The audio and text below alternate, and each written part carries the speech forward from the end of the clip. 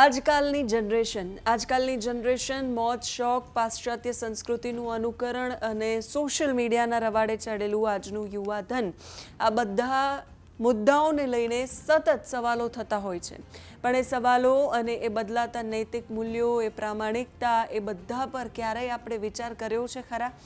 આવી વાતો આજે એટલા માટે કરી રહ્યા છીએ કેમ કે છેલ્લા 2 દિવસની અંદર 3 થી 4 એવી ઘટનાઓ બની કે જેમાં નબીરાઓ કાર લઈને નીકળ્યા અને પછી સામાન્ય માણસ જે રસ્તા પર ચાલી રહ્યો છે અથવા તો સાવ સાઈડમાં ઊભો છે એને પોતાના કારની રેસિંગના શોખમાં અથવા તો એને બેફામ ઓવર સ્પીડમાં કાર ચલાવવાના મોજમાં કે એ ચડતા નશામાં એણે સામાન્ય લોકોનો ભોગ લીધો। ભાવનગરમાં થોડા દિવસ પહેલાં હર્ષરાજ ગોહિલ જે કાર લઈને નીકળ્યો હતો, 2 કાર હતી, રેસિંગ કાર, પોલીસનો દીકરો કાર લઈને નીકળ્યો અને 2 લોકોનો ભોગ લઈ લીધો। એટલું સામાન્ય એમને લાગતું હશે જ્યારે એ કાર ચલાવવાનું શરૂ કરતા હશે અને પછી રેસિંગ લગાવતા હશે ત્યારે એણે વિચાર્યું પણ નહીં હોય કે એના મોજ શોખના કારણે કે એના થોડા સમયની એની મજા માટે એ કોઈનો ભોગ લઈ લેશે। ફરી એકવાર એક કિસ્સો સામે આવ્યો છે પાલનપુરથી, બનાસકાંઠાના પાલનપુરથી। જન્મદિવસ નિમિત્તે મિત્રો કારમાં નીકળ્યા હતા અને ઓવર સ્પીડમાં ટોળાને ટક્કર મારી છે। શું છે આખી ઘટના એના વિશે વાત કરીશું। નમસ્કાર, આપની સાથે હું સેજલ।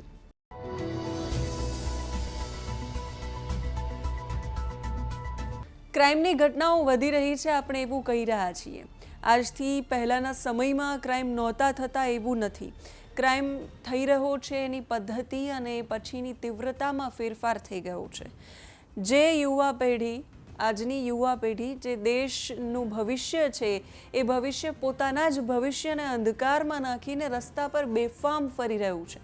પાલનપુરમાં જન્મદિવસની પાર્ટીમાં દારૂ પીને પોલીસ લખેલી કાર લઈને નીકળ્યા અને અકસ્માત સર્જ્યો હોવાનો કેસ સામે આવ્યો। સોશિયલ મીડિયામાં વિડીયો વાયરલ થયો। જે કાર દ્વારા અકસ્માત સર્જાયો એ કાર પર પોલીસ લખેલી પ્લેટ હતી। એ કારમાં કાર માલિક પોલીસમાં ફરજ બજાવતો ન હોવાનું પણ સામે આવ્યું છે। પાલનપુરના માલણ રોડ પર વાસડા નજીક પોલીસની પ્લેટ ધરાવતી અર્ટિગા કાર અને એ કારમાં સવાર યુવકોએ સામેથી આવતી કારને ટક્કર મારી અને પછી એમાં બેઠેલા બધા જ યુવકો ફરાર થઈ ગયા। એ જે ટક્કર વાગી એમાં કારમાં સવાર એક મહિલા સહિત 3 લોકોને ઈજાઓ પહોંચી છે। ઈજાગ્રસ્તોને તાત્કાલિક સારવાર માટે હોસ્પિટલ ખસેડવામાં આવ્યા। પોલીસ લખેલી આ અર્ટિગા કાર હતી જેમાંથી જ્યાં ટોળું જે ભેગું થયું હતું એ લોકોએ તપાસ કરી તો બિયરના ટીન, દારૂની બોટલ પણ મળી આવી। કારમાં સવાર એક યુવક લોકોના હાથે લાગી ગયો, એ ભાગી ન શક્યો અને પછી એ યુવકને લોકોએ મેથી પાક ચખાડ્યો।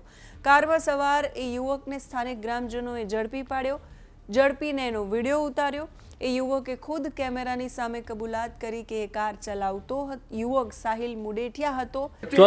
સાહિલ મુડેઠિયા હતો, એને ઠૂકી બરોબર ભૂલ કરની ગોમ સાહિલ મુડેઠિયાની હું એમાં એનો બર્થડે હતો, એના જોડે આવ્યો। કેટલું પીધું આટલું બોલજો? મેં કોઈ પીધું નથી। કેટલા જણાએ પીધું? બધા પીધેલા હતા? 5-6 જણા હતા મારા જોડે। ડ્રાઈવર પીધેલો હતો? નતો? શું નામ એનું? સાહિલ મુડેઠિયા। ચોના ગોમ હતા?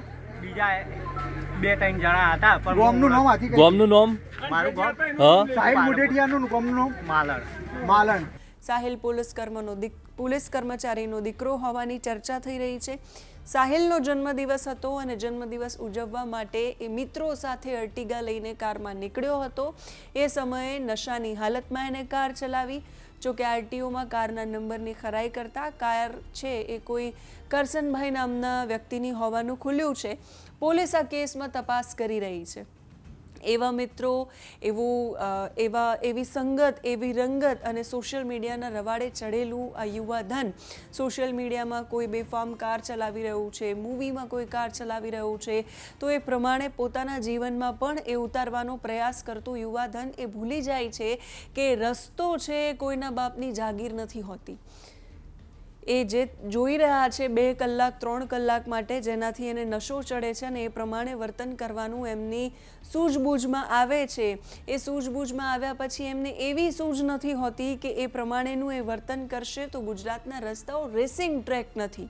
બનાસકાંઠાના, પાલનપુરના કે ભાવનગરના રસ્તાઓ રેસિંગ ટ્રેક બિલકુલ નથી। જન્મદિવસ ઉજવવાનો અર્થ એવો નથી કે દારૂ પીવો જ પડે. જન્મદિવસ ઉજવવાનો અર્થ એવો પણ નથી કે દારૂ પીને કાર ચલાવવી પડે. અને જન્મદિવસ ઉજવવાનો અર્થ એવો પણ નથી થતો કે દારૂ પીને કાર ચલાવીને બેફામ સ્પીડમાં નીકળીએ અને કોઈને ટક્કર મારીએ. રસ્તા પર તમે વાહન ચલાવો એનો અધિકાર ચોક્કસથી છે, પણ રસ્તા પર વાહન ચલાવતી વખતે કોઈ સામાન્ય પરિવારનો જીવ લઈ લેવાય એવો અધિકાર તો બિલકુલ નથી. અને જન્મદિવસ હોય તો પણ નથી, સામાન્ય દિવસોમાં પણ નથી, અને કોઈ પણ માણસને નથી. એ પછી અધિકારી હોય, પોલીસ કર્મચારી પોતે હોય કે પોલીસ કર્મચારીના દીકરા હોય. આવી રીતે જ્યારે એ યુવાનોના નામ જ્યારે આવી રીતે સોશિયલ મીડિયામાં ચમકતા હશે ત્યારે એમના માતા પિતા શું વિચારતા હશે? એમના માતા પિતાએ શું કલ્પના કરી હશે કે એમના યુવાનોના આવી રીતે નામ છાપામાં કે ટીવીમાં ચડશે? નૈતિક મૂલ્યો જે ભૂલાઈ રહ્યા છે એ મૂલ્યો પર ફરી એકવાર વિચાર કરવાની જરૂર છે. મા બાપ પોતે પણ સંતાનોના જીવનમાં શું ચાલી રહ્યું છે એ જોવાની દરકાર નથી કરતા. એ દરકાર કરવી હવે બહુ જ જરૂરી છે. નહીંતર આવી જ રીતે કેટલા બધા યુવાનો, કેટલા બધા પરિવારો એવા છે કે જેમનો ભોગ લેવાતો જશે અને આવીને આવી ઘટનાઓનું પુનરાવર્તન થતું રહેશે અને એ સમાચારોમાં ચમક્યા કરશે. બાકી કશો જ ફેર પડવાનો નથી. તમે શું માનો છો આ ઘટના પર એ કમેન્ટ કરીને કહેજો. અત્યારે આ વિડીયોમાં બસ આટલું જ. નમસ્કાર.